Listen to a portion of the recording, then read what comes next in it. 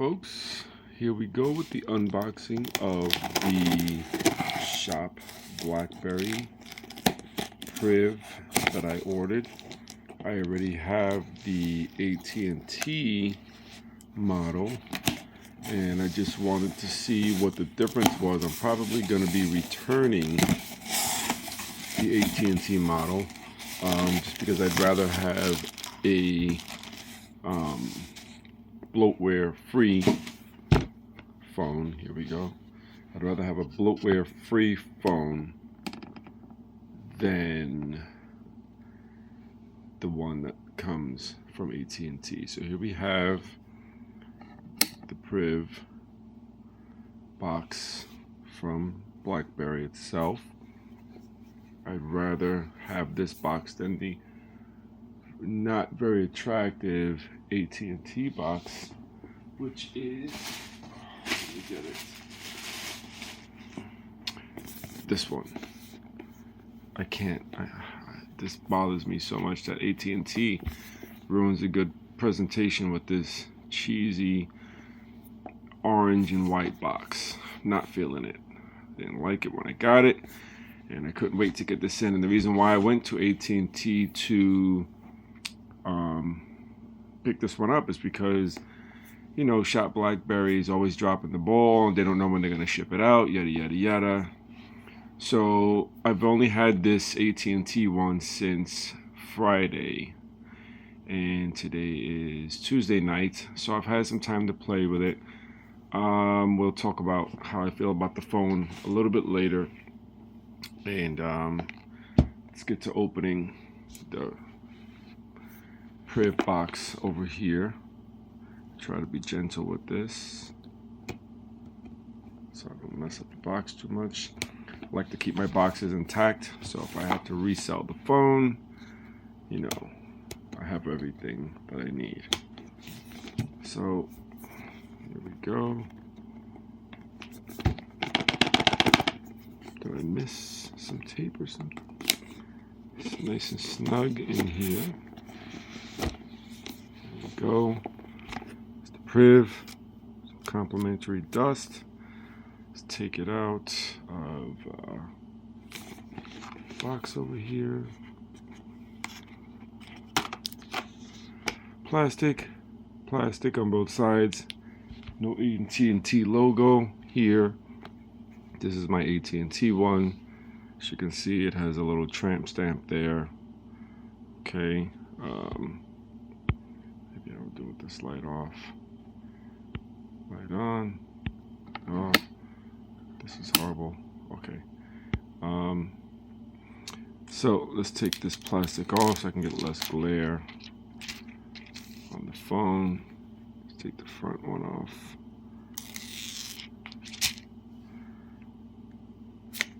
There we go. Up and down. Very grippy back. You got some plastic on the lens over here. So I'm going to be doing a few comparisons, like boot up time, and see what software is extra on the AT&T model over the BlackBerry priv from BlackBerry itself that comes unlocked. Okay, so let's look in the box real quick. Paperwork, yada yada yada. Same old, SIM removal. And you got your charger, headphones, and USB cable. Here are the earbuds. I don't know if you can see this very well. Okay, very nice earphones from BlackBerry. Let me take them out of the plastic. Still have my other ones that I haven't taken out of the AT&T box yet, because I like the ones that come with the passport. Actually, I like those a lot. Extra rubber parts for the headphone that goes inside of your ear. This little BlackBerry logo on there. These are the rubber pieces that go in your ear. These seem like they're a little bit soft. I like the ones that are a little harder because they tend to stay in my ear a little bit better. But that's the headphones. Leave that stuff in there. Okay. So I'm going to pause the video now. I'm going to make sure that this BlackBerry priv, the unlocked one, has some juice in it, and I want to do a comparison of the startup times between the AT&T model and the unlocked model. I'll be back. Okay, just back real quick. I haven't really finished setting up the phone yet, but I just wanted to show one of the cool features here where I signed in with my Google account, which I have on all my Android devices, you know, that I use for the Google Play Store. This is my Galaxy S6 Edge, and when I first got the AT&T model and I signed in with my Google account, it literally copied everything that I had on my 6 Edge over to the priv. Everything down from the wallpaper, everything, the way it was set up, and it was really cool and convenient. Before, whenever you signed into an Android phone for the first time, you used to have to go into the Google Play Store and download each one of your apps one by one, and it was just the most annoying task ever. But here it seems like they got past that, and I'm going to, you know, choose get your data, check your phone. It's asking me to put a screen lock. Skip anyway. Google services, yada yada. Next. And here it is. It's restoring my stuff that I have here on the I don't have it turned on yet. I'll turn this on my Galaxy 6 Edge. We'll just put this down for 1 second.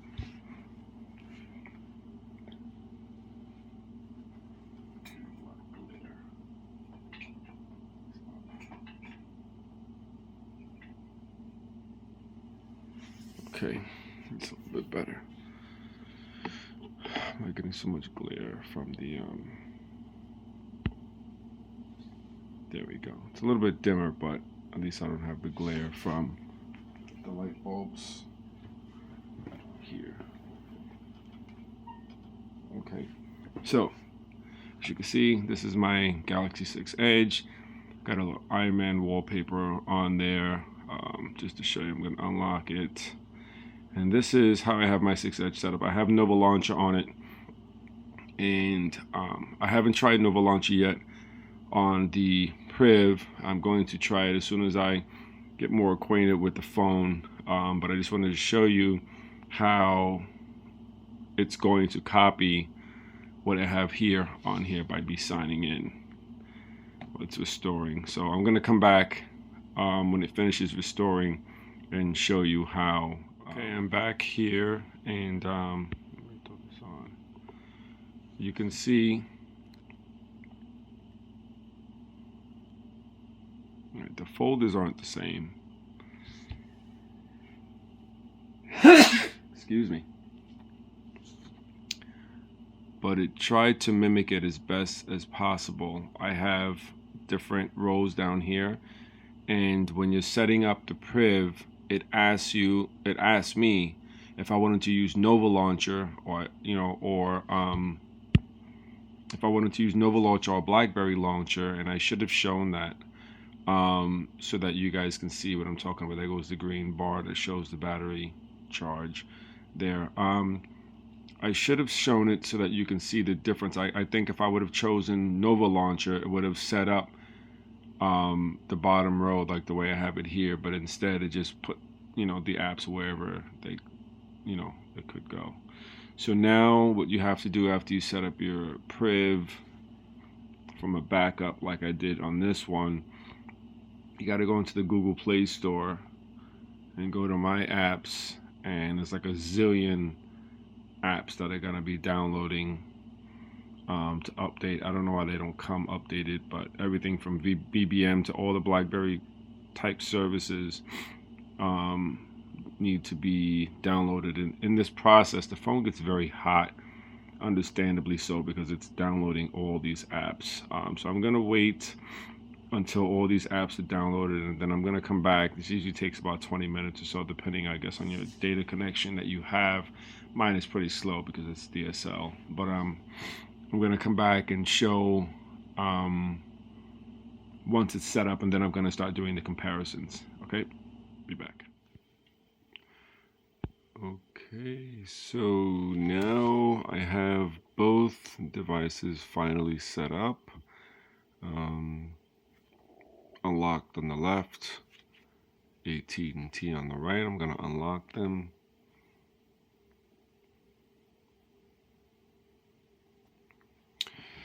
Okay, so I set up all my accounts, and all the folders pretty much identical. The only difference is my AT&T one still has it has the memory card and SIM card in it. I'm gonna restart both phones and see which one boots up quicker, just to see if there's any difference with the bloatware and whatnot. So I'm gonna hold down the power button, hit, oops, power off, power off. I should have just did reboot, that was dumb.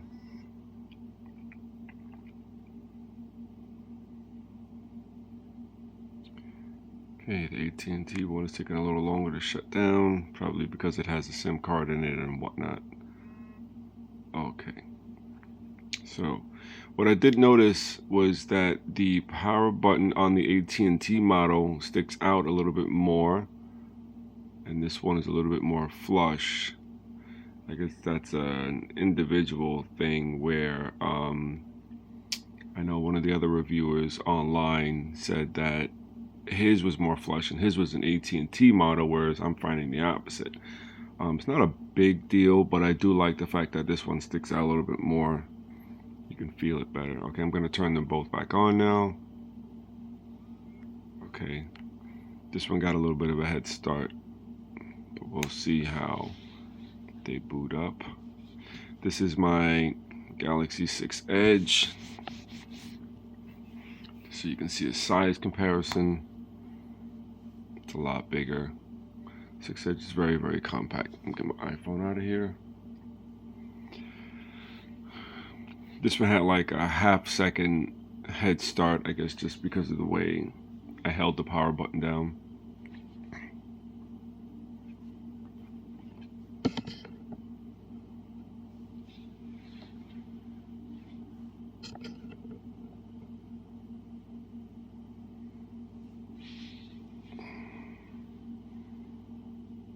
Yeah, so the unlocked one is really jumping ahead here. I'm just curious, curious to know if it's because of the bloatware or not, Yeah, this one was way faster. Okay, so let me unlock this. Let's just do a couple of, let's do some comparisons here. 2, 3, 4, 5, 6, 7, 8, 9, 10, 12. Anyway, so you can see. Just want to see if there's any of the same bloatware. When I did the restoring the phone from like a backup, it did happen to download some of AT&T's bloatware that was in the Play Store, and I tried to stop it from doing that when I could see which apps were being downloaded. Let's just open up a few apps that are on both phones to see if one is quicker than the other. So let's just try the Play Store here and see which one boots up faster. Unlocked by a split second. Let's try LinkedIn.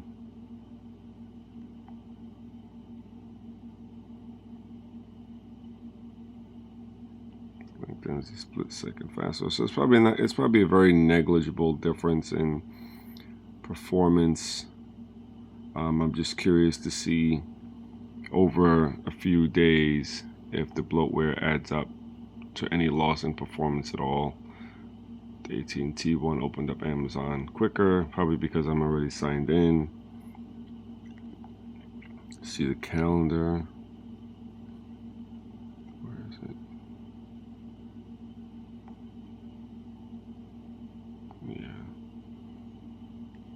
Yeah, it's not much of a difference from one phone to the other. I guess I'll have to compare over the next couple of days, to see if the unlocked version slows down. I have been getting some glitches and lag with the AT&T version. I'll see if I can show you. When I'm trying to do picture password, this seems sometimes like you can see that it's not doing it now, but sometimes the numbers seem like they stutter a little bit as they're moving around. It's not as smooth as it is now. That was picture password. This is how you get into the hub. You can either swipe over here for the hub, swipe straight up. I changed this one to BBM. It was device search. Let me see if I can open up this one and show you. Yeah, on this one, this is the normal configuration.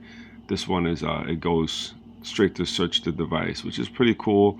You don't have peak, like you can't swipe up and over to look into the hub. The hub on this is a separate app. Let's see if I can get my passport.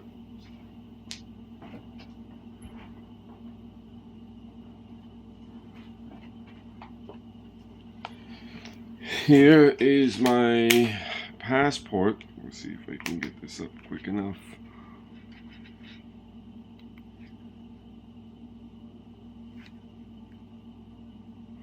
All right, my passport isn't on. Okay, it's turning on. But I miss not having the ability to peek into the hub. I know that light is getting annoying. I miss the ability to peek into the hub to see what notifications I have. Here, the hub is just another app that your phone launches into that has everything in the it's like everything in one folder. It's a little cluttered to me. It's not as good as the implementation on BB10 OS. Overall, it's pretty much like having a bigger version of this. I find it a little bit more cumbersome because of the width, as you can see, in comparison to my Galaxy 6 Edge. It's a little bit thicker and a little bit taller also. It's a lot taller actually. Well, not that much, but I'm trying to get everything into the frame here. Okay. This is better for one-handed use. When I want to type something, I can actually use the swipe in the keyboard. Here, you're pecking or you're flicking your words from the keyboard. I don't use the physical keyboard too much. I'm trying to train myself to do that.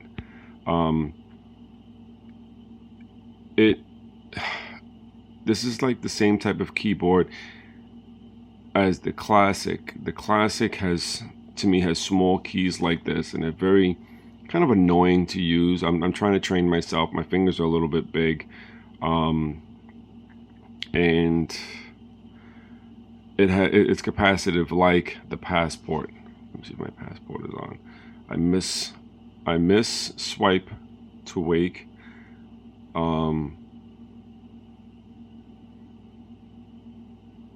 I miss the ability to peek into my hub.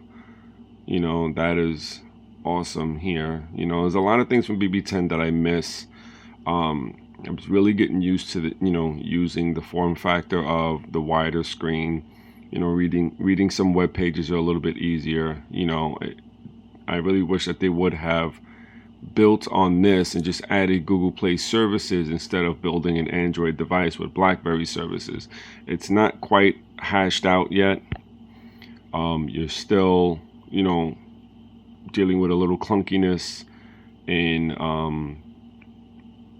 trying to get this OS hybrid together. I do think they're on their way, and I do have faith that it will become a polished product the way BB10 has. BlackBerry has a very unique way of building their structure, and pretty quickly too. I mean, in my opinion, BB10 OS is 10 times better than Android, and it got that way quickly. When BB10 first came out, it was very clunky, it was eating up battery, it was doing all kinds of weird stuff, but now it's a very polished OS, and it's extremely competitive to Android and iOS, and I just wish that they would have built on that instead of starting over with Android. But it is what it is. I'm trying to think of anything else I wanted to talk about, but that's pretty much it. I just wanted to make a quick comparison. There don't seem to be any real performance differences between the two yet. I'll know in a few days when I've been using the unlocked version. I am going to take the AT&T one back and probably pick up a Note 5. But yeah, this really bothers me. And this huge orange and white box is hideous. I really wish that AT&T would stop doing this. This is a proper box. I like this. It's kind of like a collector's item. It's got like this BlackBerry pattern all over it. It looks like a honeycomb pattern from far away, but it's really like just a bunch of BlackBerry signs on it. I like that. I like being able to sell my devices in the box that they came in. Again, it's a decent device. I like it. I'm getting used to it. There's a little bit of a learning curve, but if you use Android, it's basically an Android device with BlackBerry services instead of a BlackBerry device with Android services. So I think that this will move along a lot quicker than BlackBerry 10 did, even though BlackBerry 10 did come very far